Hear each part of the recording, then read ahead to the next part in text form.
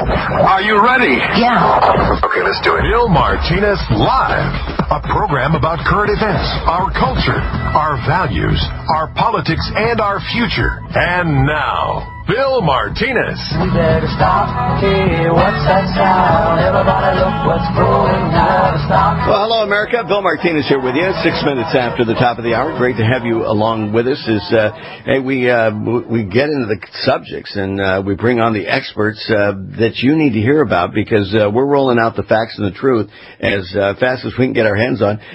Almost as fast as Donald Trump is moving these days. The Beltway is kind of a whirling dervish. It's not about talk anymore. It is about action. Michael Rubin, resident scholar with the American Enterprise Institute, former Pentagon official. Michael is right there near close to what's happening. Michael, how much is the Beltway buzzing these days as a result of Trump's activity? Well, it certainly is buzzing. I mean, put aside the formal debates that you read about inside websites and newspapers and op-ed pages.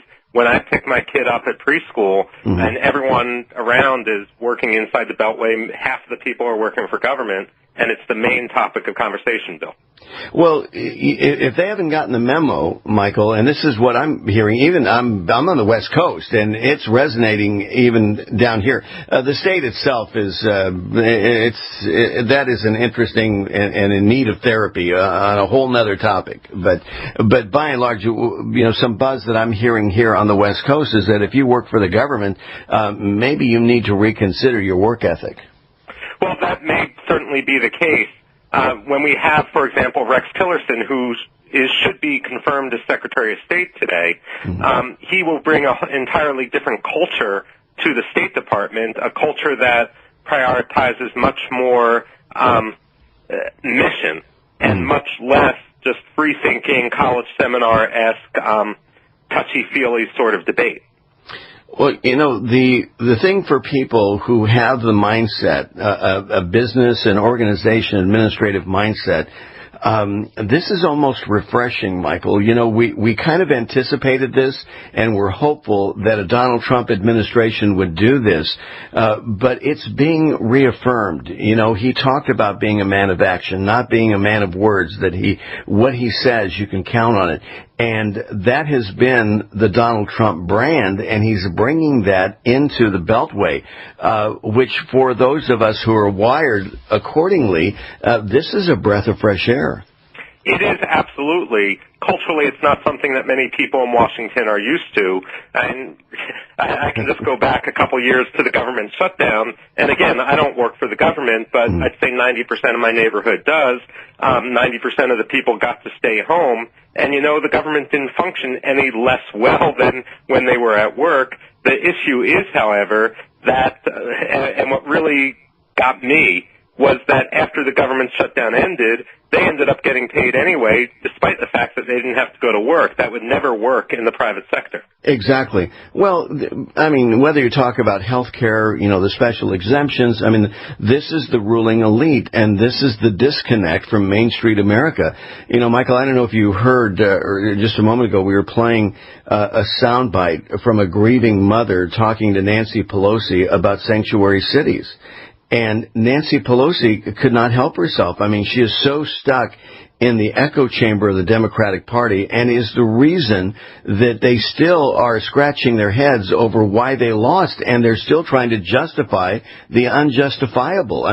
This woman is saying, Nancy Pelosi says, well, sanctuary cities are legal and, in protecting illegal people. And here's a mother who, because of the result of a sanctuary city, lost her son.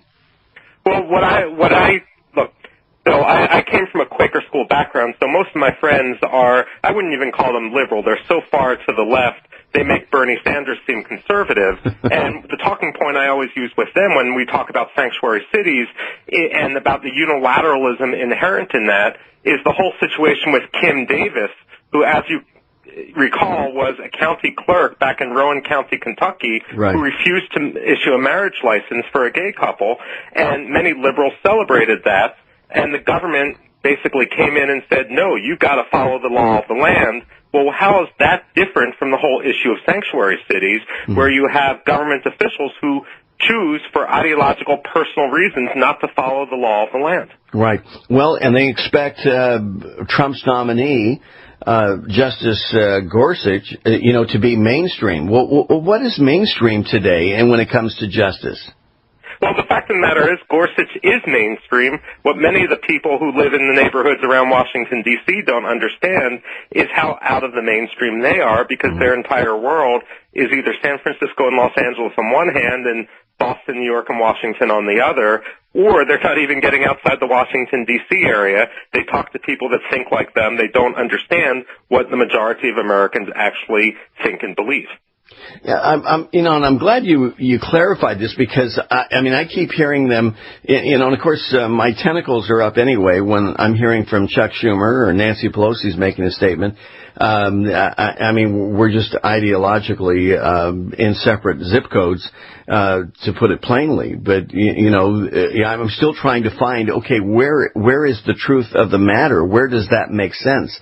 So thank you, because now I can sleep at night and understanding that I'm not that, I'm not delusional. I'm not missing something here, because, to me, it's like the undocumented, people that are here in the country.